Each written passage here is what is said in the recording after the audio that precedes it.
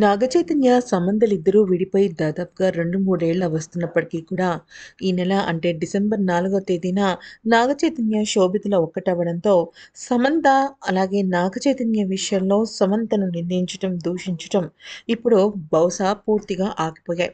ఇక ఇప్పుడు చాలామంది సమంతను రెండో పెళ్లి చేసుకోవాలని కోరుతున్నారు.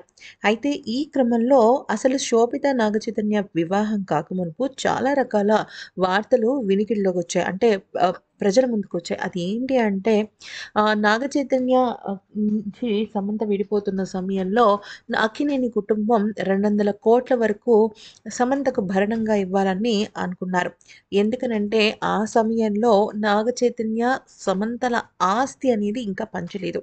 అంటే నాగచైతన్య పేరు మీద ఆస్తంతా ఉంది. తన భార్యగా లీగల్‌గా ఏదైతే భార్య ఉంటుందో ఆ భార్యకి చెందుతాయని జెప్పేసి అక్కినేని కుటుంబం గాని, దగ్గుపాటి కుటుంబం గాని అనుకున్నారు. కానీ ఎక్కడా కూడా ఆస్తి పంపకాలు ఎక్కడా జరగలేదు.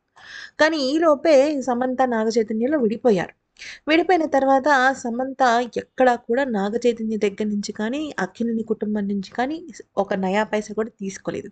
తన సొంత కాళ్ళ మీద తను నిలబడటమే కాకుండా ఎక్కడా కూడా నాగచైతన్యని ఇబ్బంది పెట్టలేదు.